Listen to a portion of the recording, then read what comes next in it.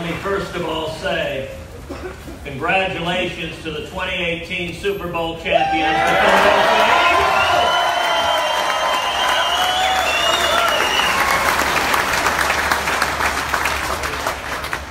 Yeah, my mom was born on the Brandywine down in Delaware. And I gotta say, this sure doesn't remind me of Philadelphia in February. You know, I figure in politics that you get blamed for the bad things. I might as well take credit for bringing summer weather to you in the month of February.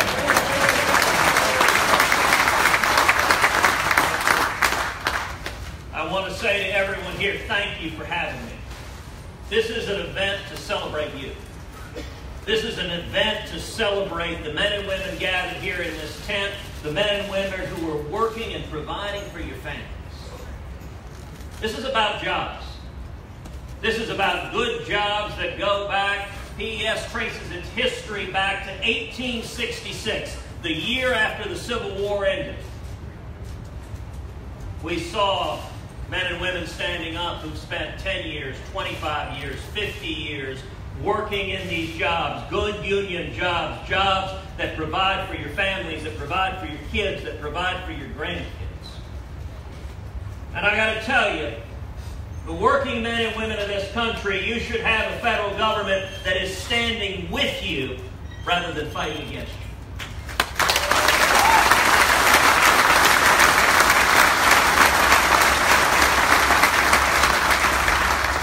We're here because the jobs and the men and women whose livelihoods and families depend on those jobs are at risk, and they're at risk from a broken government regulation system that isn't working, and we got to fix.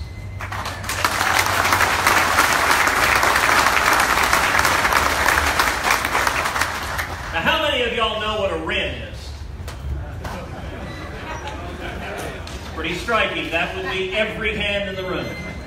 But for our friends in the media, if you'll forgive me, I'm going to take a minute and try to explain this system and how it works. A RIN stands for Renewable Identification Number. It's a made-up government license issued by the EPA. When the EPA invented RINs, everyone was told RINs would sell for a penny, maybe 2 cents each. It was a compliance mechanism for the renewable fuel standard, and it was expected to be a relatively nominal cost. In the year 2012, this refinery, the largest refinery on the East Coast, paid about $10 million for RINs. But what happened since then is the RINs market broke. It broke and the price of RINs skyrocketed, and they went from 1 and 2 cents each to as high as $1.40 each, which means last year in 2017, this refinery spent $218 million buying RINs. That is more than double the payroll of the men and women sitting here. Now, how many of y'all think the refinery should be wasting money on government licenses that don't produce a damn thing rather than creating jobs and paying your salaries?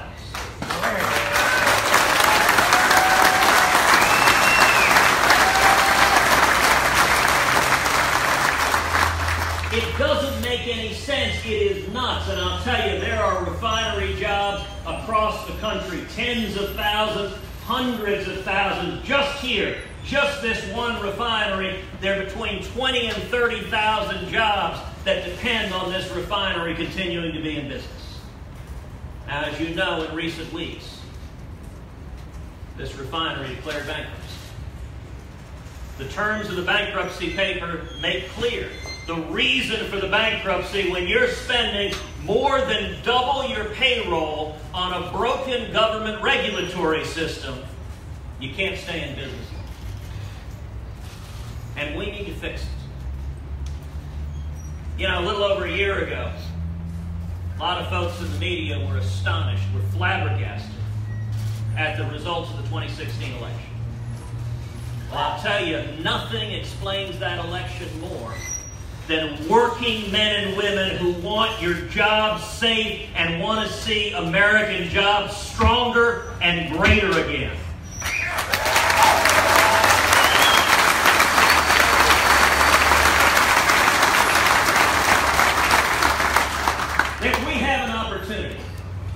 We have an opportunity for President Trump to stand with the working men and women here and fight to save your jobs. We have an opportunity for Democrats and Republicans to decide, where do you stand? If you stand with the working men and women, then stand up and fix this broken RIN system.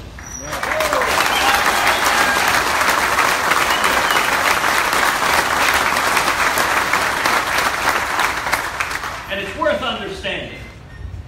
Right now in Washington, this is all tied up in politics. This is tied up in the politics of big corn and big ethanol. And there are a bunch of lobbyists for big ethanol companies who don't want to see any changes. Now here's the crazy thing. Of that $218 million that y'all paid for RINs, you know how much of that ended up in the pockets of Iowa corn farmers? None. The money doesn't go to the corn farmers, and it doesn't go to the ethanol producers. Instead, billions are being made by Wall Street speculators and giant integrated companies that are earning a windfall on this broken regulatory system. Well, jobs are too important, people's livelihoods are too important to be gambling on, and we need to end the gambling and the lottery of the RIN system.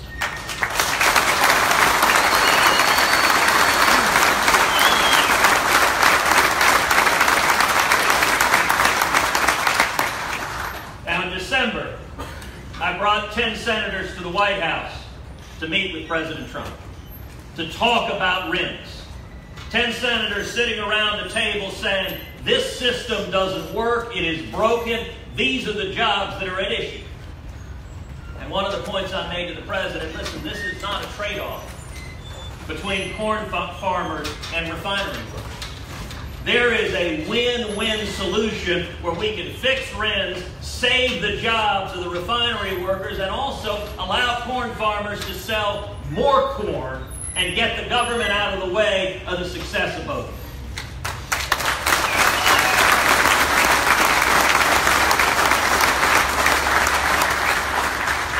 At the end of that meeting, President Trump directed his EPA administrator and the Secretary of Agriculture to sit down with my team and with the other senators and work out a solution that fixes this problem. The purpose of this gathering here today is to highlight what the stakes are. The purpose of this meeting today is to tell your stories, tell the stories of the lives and livelihoods that are hanging in the balance. We can fix this broken system. End the massive tax from the broken RIN system. And at the same time allow corn farmers in a free and fair market to sell even more corn and for them to prosper as well. The ones that will be put out of business are the speculators who can go and speculate on something else.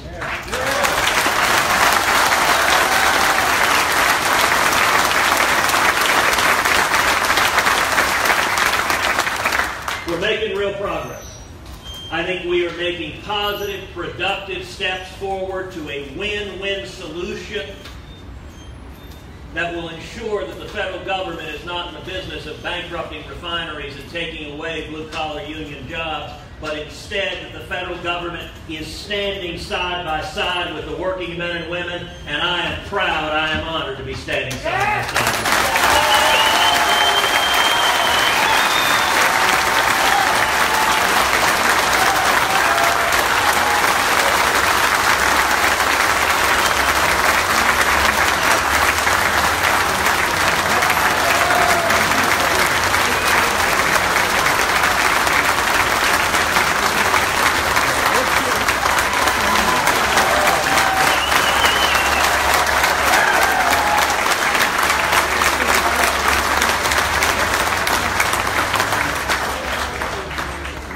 I'm a Texan, but today I'm proud to stand with you.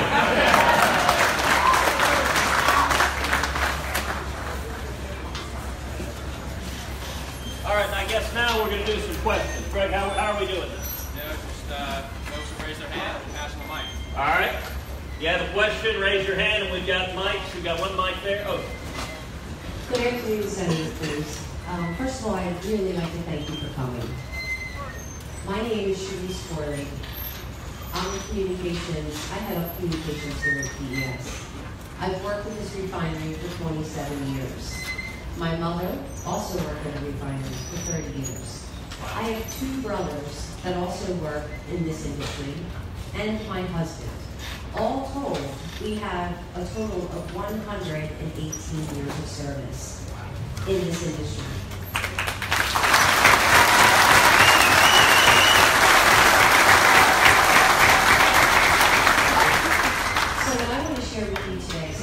Is that I grew up with a struggling mother with 3 children.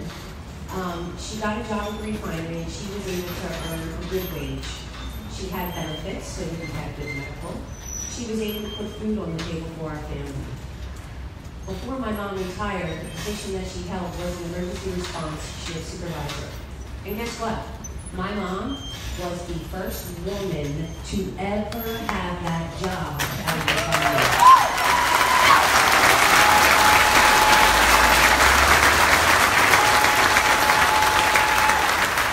And so, needless to say, my ambitious mother taught me a lot of really wonderful things. Sky's the limit. And to be perfectly honest with you, Senator, this kind of industry that pays such a good wage, it gives you that opportunity. I have twins who are juniors in college right now, both of which have worked here 2 summers and going on their 3rd. My son is going to school for environmental health and safety engineering, and he wants to work here when he graduates from college. And so, Senator, what I'd like to know is, you are from Texas, but you're here with us in Pennsylvania today. So I'd like to know, what is it that you can do to help us change this flawed RFS? Well, thank you for sharing your story of over a century's work in your family here at the refinery. And you're right, this refinery provides good, high-paying jobs that pay your mortgages, that pay your car note, that pay for braces on your kids, that pay for them to go to school, that pay your health care needs, that help the men and women here achieve the American dream. I mean, these are the jobs that built America. This is the backbone of who we are in this country. And I'll tell you, I understand it because I grew up in Houston with my parents in the energy business, a small oil and gas company. Did seismic data processing, just had 25 employees. But I saw the ups and downs as a kid. My first job, my dad hired me, making $1 an hour working at his small business. And then I saw in the 80s, when energy cratered, my parents went out of business. And I was in high school, I saw my parents file for bankruptcy. We lost our home, we lost everything. I've seen the ups and downs that can come with this journey. And listen, you know, I'm from Texas. Listen, Texas, we understand energy. There are a lot of refinery jobs in Texas and across the country, and these are good jobs. These are jobs that drive the economy, and it's not just the jobs at the refinery, it's all the contractors, it's everyone around, and so there's a 20x multiple. The answer is simple. We've got to fix the broken RINs system, and in particular, there's no reason for RINs to get up to 60, 70, 80 cents, much less $1.40. One of the proposals I've suggested is simply capping the RIN at 10 cents. Having the EPA say they will never sell for more than 10 cents. If you want a RIN, the EPA will sell it. And it's important to understand that if you do that, number one, you take away that cost from this refinery, which means you've got more money to invest in plants and equipment, more money to hire employees, more money to raise wages, more money to innovate and meet the challenges of the economy. But number two, the RIN system worked fully well when RINs were at 1 cent or 2 cents each. So I've had discussions with my colleagues in the Senate where they say, well, gosh, the whole system needs RINs to be able to skyrocket. But I'll tell you, if you look at the cost of RINs versus the price of corn, they're not positively correlated. When RINs were 1 and 2 cents, corn was traded way up here. When RINs skyrocketed to $1.40, corn was traded way down here. so we can fix it. And the solution that I've been pressing is a solution that prevents rents from skyrocketing, designed to save jobs in refineries across the country, in exchange for removing EPA barriers to let ethanol producers sell more ethanol if they want, not through a government mandate, but through the demands of the market, which means corn farmers could end up selling a whole lot more corn without imposing crushing costs on your jobs and the jobs of everyone here.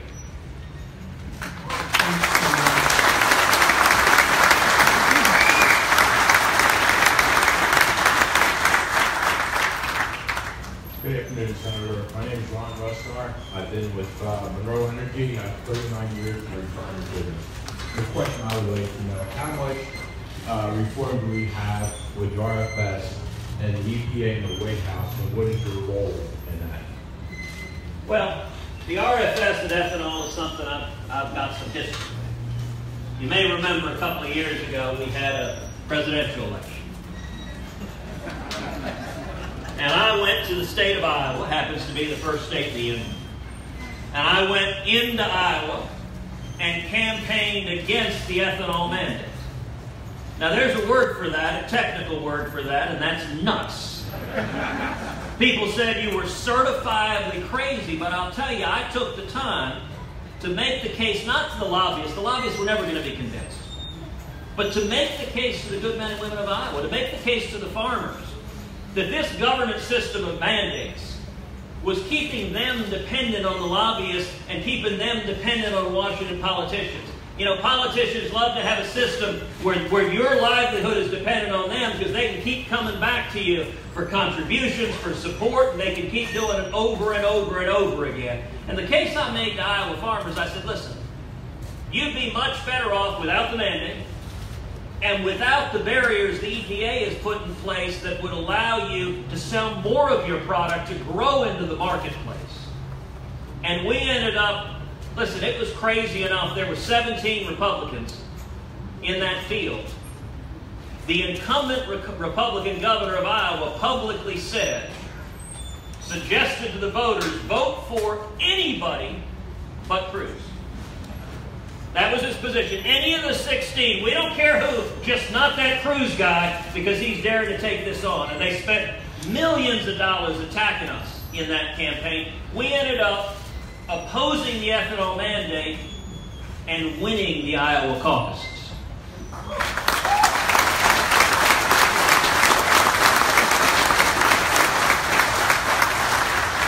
Now the reason is not that I'm against corn. I love corn and I love farmers. Farmers provide for the food and subsistence of our country. They're a fundamental strength of our country. The reason was that I made the case to them on the merit that they don't have to be dependent on Washington, and indeed they can do better when we get Washington barriers out of the way. Now let's fast forward. We had the election, I didn't win. All right, fine. President Trump campaigned on preserving the RFS. He and I disagreed on that. All right, we had an election, the voters made their choice. So if we're going to keep the RFS, had I won, I would have ended it, but I didn't win. If we're going to keep it, then we ought to be looking at how the system is broken. And the piece that has really shifted in the last couple of years is what's happened with RINs. The RINs prices skyrocketing. It was one thing when they were 1 and 2 cents each, or even 10 cents. You guys were able to stay in business and do well and keep these jobs going. What happened was the RIN system broke. And when the RIN system broke, there's a need for us to come together. There's a need for us to find common ground. So the role I'm trying to play in the Senate is to bring people together. Let's find a win-win solution.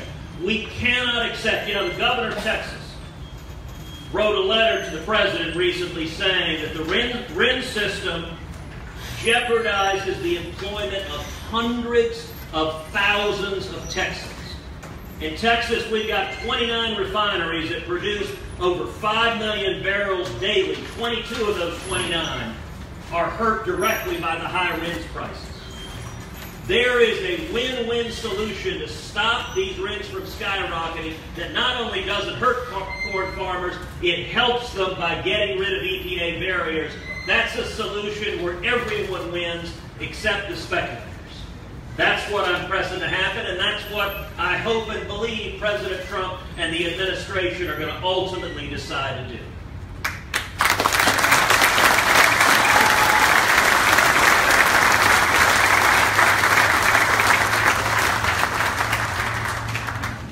Hi, my name is Penny Eldridge. I've been working right up back here on the 868 fluid crack actor unit for 13 years now. My husband works on the other side of the refinery on the fluid crack actor unit over there. So it affects us greatly. My question is, why aren't the EPA and Congress acting to reform this program, considering the damage it's doing in the businesses like ours? Well, listen, they should be. And what has happened is you've had a political battle. So we had, a couple of weeks ago on the Senate floor, we had 4 senators come down, 2 Democrats and 2 Republicans, slamming me for fighting this fight. And it was 4 of them coming after me, or as we like to describe that in Texas, a fair fight.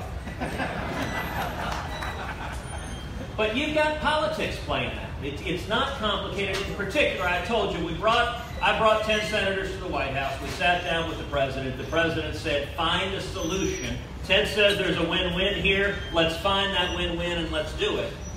Well, going after that, I brought Pennsylvania Senator Pat Toomey with me. Pat and I sat down with the 2 senators from Iowa, and we sat down and tried to say, look, let's find this win-win. There's a win for refinery workers and a win for corn farmers. The end of that meeting, the Iowa senator suggested, well, why don't we get representatives from the different industries to sit down and talk to each other? Let's get the ethanol guys and refinery guys, get them in a room and get them talking to each other. I thought that sounded like a terrific idea. That was back in December. We're sitting here in February, over 2 months later, it still hasn't happened. And what happened was the ethanol lobbyist afterwards said, we're not willing to talk, we're not willing to be part of the solution, we're unwilling to even consider any remedies to address thousands and tens of thousands of jobs, refinery jobs that are at risk of being lost. Now that, quite simply, is not a reasonable position. We need to solve this problem. We need to come together and stand with the men and women here, the blue-collar workers who are the backbone of our economy, and we also need to stand with the farmers. We can do them both, and if a handful of lobbyists decide they're not willing to talk, well, that's fine. They don't have to be part of the conversation. We'll solve it without them. Yeah.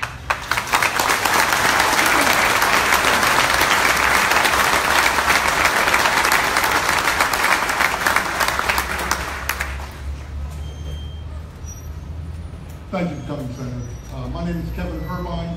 I'm from the Delaware City Refinery. I've been at the refinery for 27 years. I am a lead operator of our social recovery unit. I'm also the local president representing 360 employees. Like I said, once again, thank you for the work that you've been doing. You said you're having problems getting people in the room. Do you feel that President Trump will come out there and say, look, and try to force them to the table, that if you don't, you may end up with something you don't like? I hope so.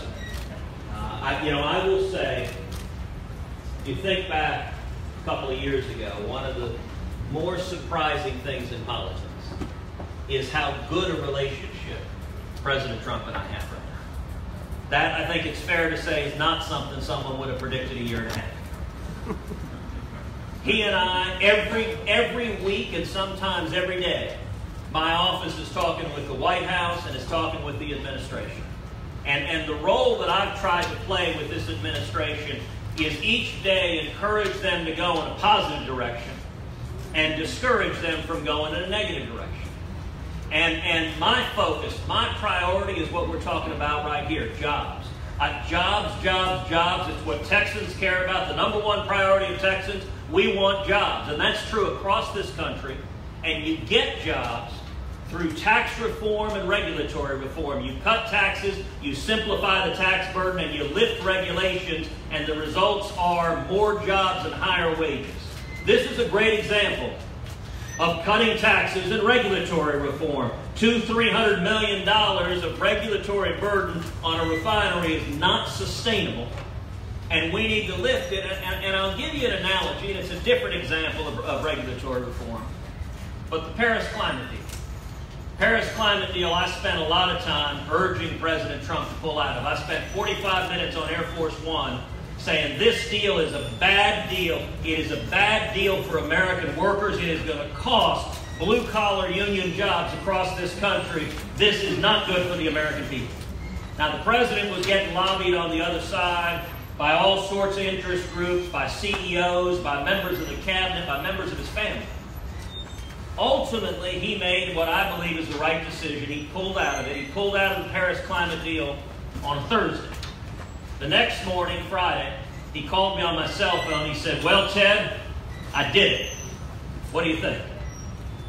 And I said, "Mr. President, let me tell you what Heidi, my wife, said to me this morning." She picked up the Wall Street Journal, and it quoted from your speech where you said, "I was elected by the people of Pittsburgh and not the people of Paris."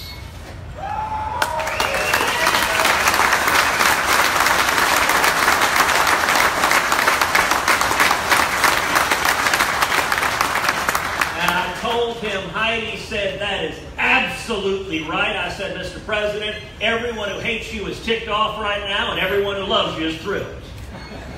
I can tell you that very same message is the message that I am trying to convey to the President, to the White House, and I can give you a word of encouragement. The direction he gave at the last meeting was get the EPA and the Agriculture Department together and work out a win-win solution. That's what I'm working to do, and I'm hopeful and optimistic the administration will follow through and get it done.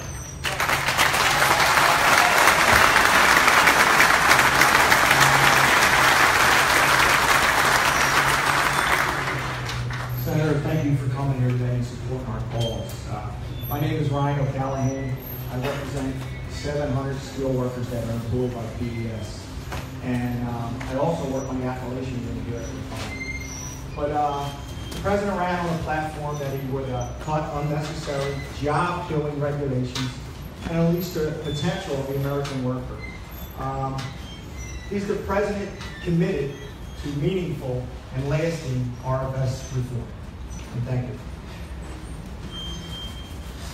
I can tell you, when we sat down in the meeting,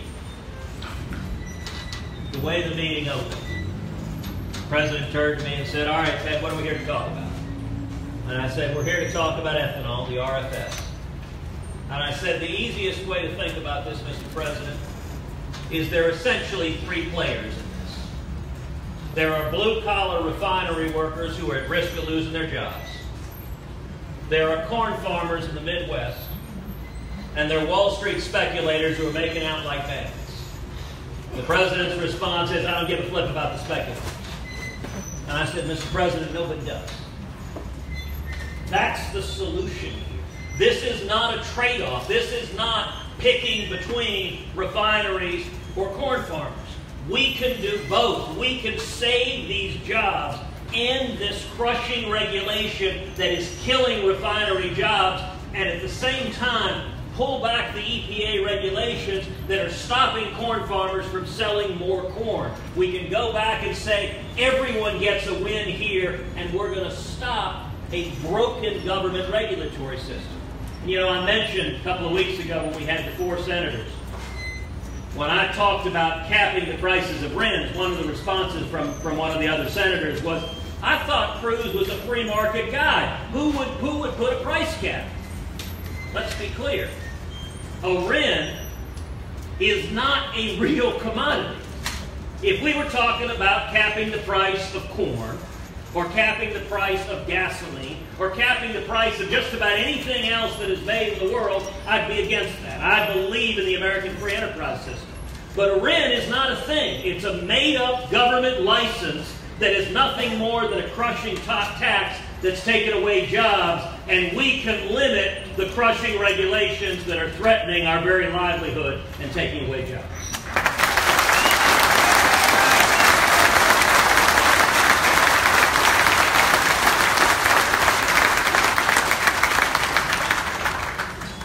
Good afternoon, Senator Cruz. I'd like to thank you for coming here to Philadelphia. My name is Michael Reed. I'm the operations director here at the Philadelphia refinery. I have a bit of a history here, so this place is kind of in my blood. So my father worked here from 1951 to 1992. My grandfather worked here from 1920 to the mid-1940s, helped to keep this place running during World War II, where the challenge was to create high-octane blending components, and this facility supported that effort. I've been here for 30 years myself. My son-in-law works here, my daughter works here, so this place is in our blood, so we really appreciate everything you're doing here for us. I have 4 grown children. My oldest is a chemical engineer. My second oldest is a first-class petty officer on the USS Eisenhower. My third is an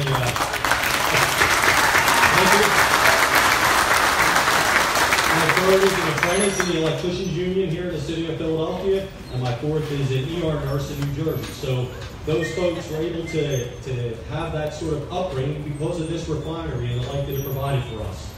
So I guess my question for you is, the U.S. is a growing exporter of crude oil, and we continue to import refined products into the Northeast. We continue to send our precious oil across the oceans to foreign companies. So it almost seems like we're subsidizing these foreign refiners at the expense of hard-working American refinery jobs that we all enjoy here. So why do we continue to ship our refinery jobs to other countries? Listen, it is a terrific question. It does not make any sense to have a regulatory system that hammers American refineries, and particularly independent refineries, which are critical to ensuring that we have a strong energy system, that we have energy independence and strength at a time where we have national security threats, where it's a dangerous world. Driving American refineries out of business is not good for the American economy, and it's not good for our national security. We don't want to be relying on foreign refineries when we've got Americans right here that can do the job if the federal government will just let you do it.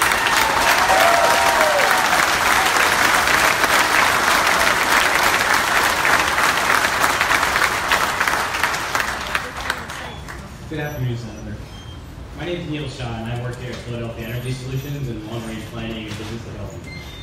I've been in this industry for 14 years in various roles here in the Delaware Valley.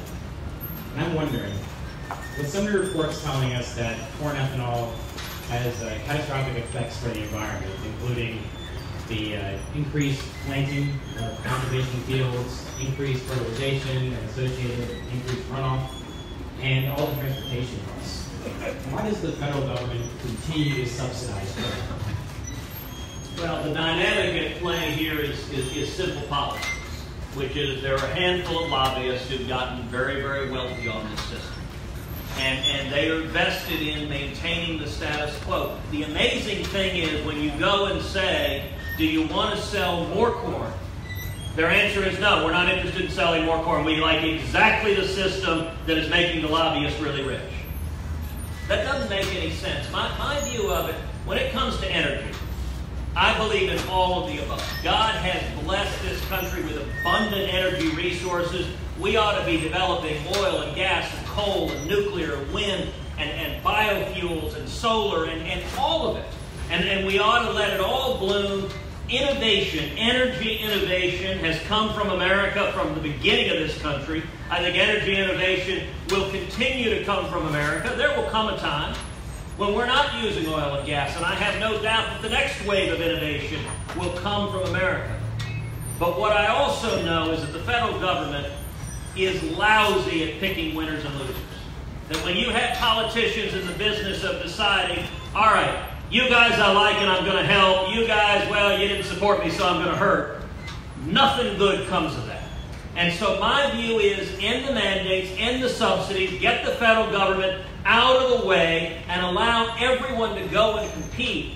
And I'll tell you an interesting thing. There's an interesting exchange you can see on the internet. Where I was at a town hall in Iowa, this big guy, big farmer walks up to me and says, Ted, why do you hate the farmers? I can't stand what you're doing. And I responded, I said, sir, I'm happy to have a conversation with you. I'm not going to yell back and forth at you, but if you want to have a conversation, I'm more than happy to talk about the substance of this. And he did. What preceded was a 7-minute conversation the end of which he says, you know what? I agree with you. That's exactly right. And it goes from I hate you to I agree with you in 7 minutes. That's the power of focusing on the actual facts, the substance, the truth. I think refineries will flourish if we stop a broken regulatory system that is hammering these jobs. And I also think that corn farmers can compete and compete well in a free market environment where they're not dependent on Washington for their survival, and they don't have Washington erecting a blend wall and stopping them from succeeding in the free market.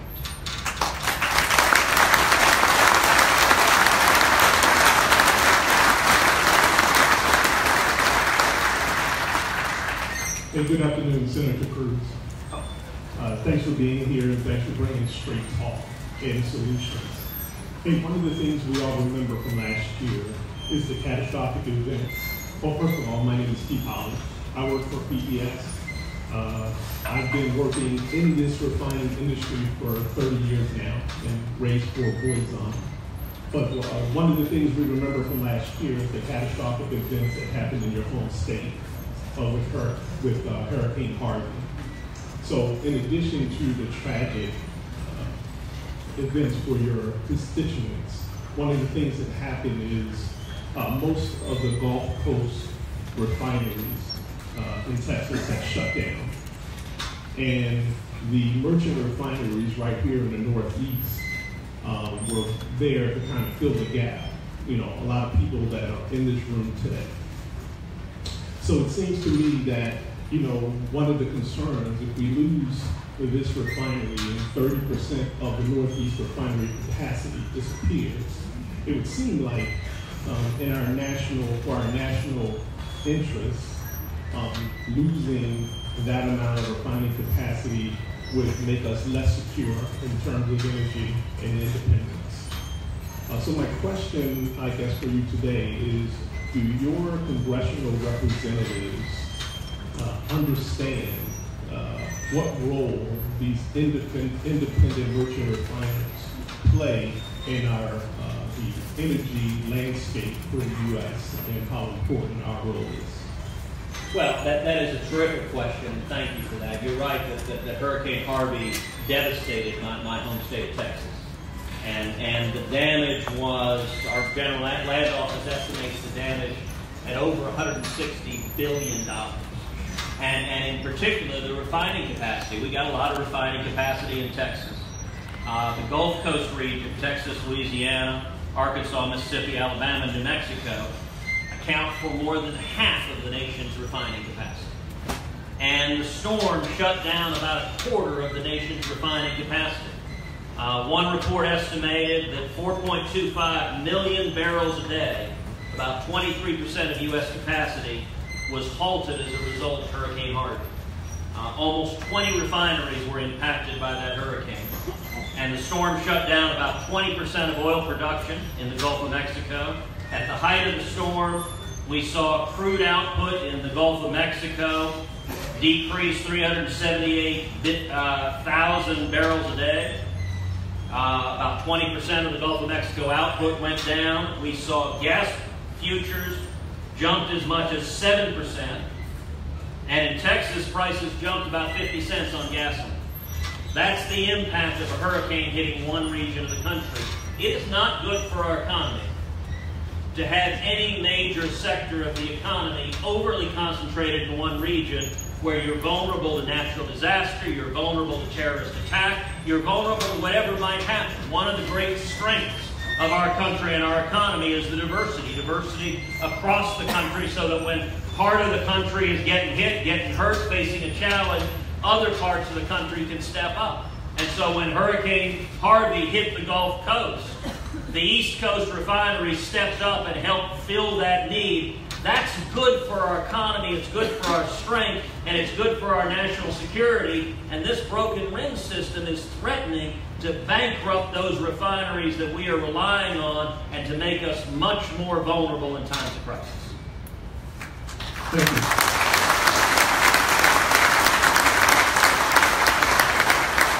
Good afternoon, Senator, and welcome to Philadelphia. Thank you.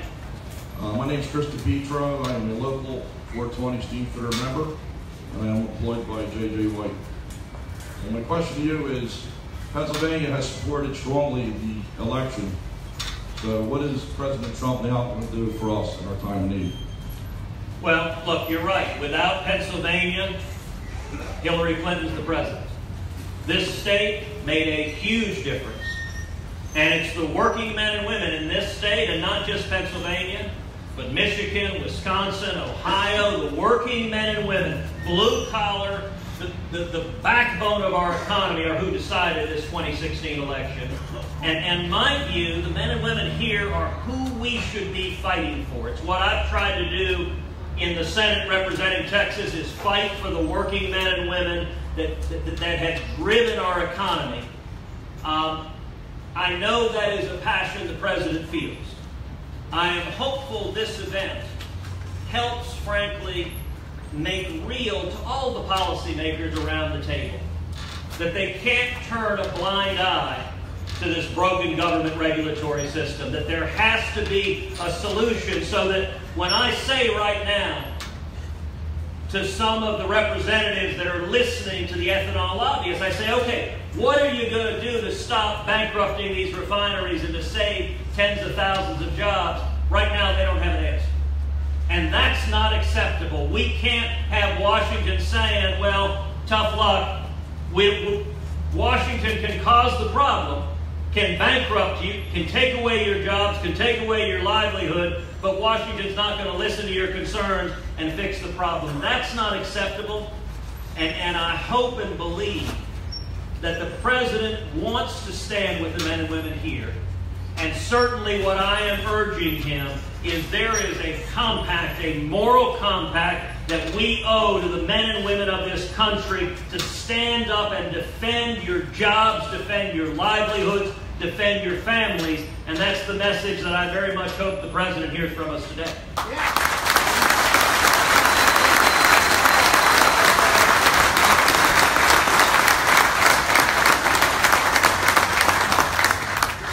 Good afternoon, Senator. My name is Greg Scott. I've been in this refinery for going on 11 years. I came into the refinery as an operator, working shift work full-time. A few years after I got in, I decided to go back into school. I worked full-time, went to school full-time, earned a bachelor's and a master's degree in engineering from Drexel University. For the past 4 years, I've been working in the engineering field here in the refinery. I have married. I have 2 children. My wife's a small business owner. My daughter's in high school. My son's in 3rd grade. An Iraq War veteran.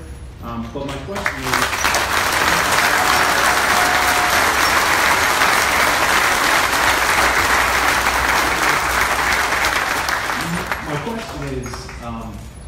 I thought the RFS was passed in Congress due to limit the need for foreign oil imports. Now that we're exporting foreign oil, does the legislation make sense anymore? Well, thank you for sharing your story, and let me say in particular, thank you for serving this nation and fighting the people.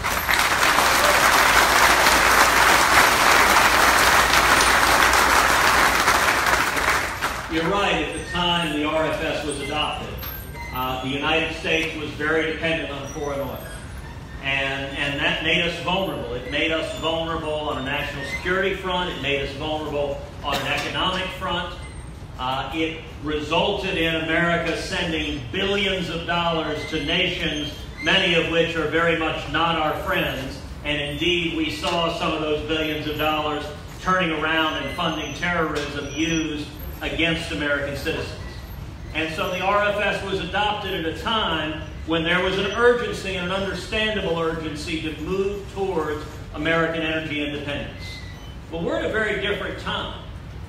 We have seen now the shale revolution. We have seen now the United States producing vast amounts of energy, vast amounts of oil and gas, so that the United States is now the top producer in the world of oil and gas.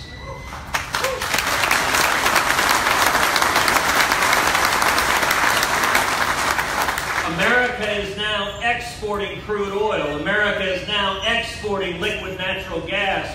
We have become a major energy superpower. Now that's changed the whole geopolitical globe, because in many ways, many of us still think of America as dependent on foreign energy without really absorbing how it changes now that we're driving energy and driving energy production, driving energy prices worldwide. That's a big shift, and so I think you're exactly right that the premises of the RFS have been undermined by changes in the economy, and we can have a broader debate about does the RFS make sense or not. My personal view is no, but I also recognize we had an election and the voters chose to go a different path. So I'll tell you, when I meet with the president, I'm not making the argument to end the RFS. He campaigned on the other side of that issue. I'm not suggesting that he change his views from what he campaigned on. The argument I am making is that the RINs system, an enforcement mechanism that is only part of the RFS, is broken. That nobody, when the RFS was adopted, envisioned RINs going from a penny each to $1.40 each. And that consequence is having crippling effects. And so there's a solution to end the crippling effects, end the billions of dollars in government regulatory costs and essentially taxes that are hammering U.S. refineries and jeopardizing tens of thousands of jobs. And we can do that without changing, without altering the heart of the RFS, and in fact, with expanding the ability of corn farmers to sell even more corn and do even better going forward.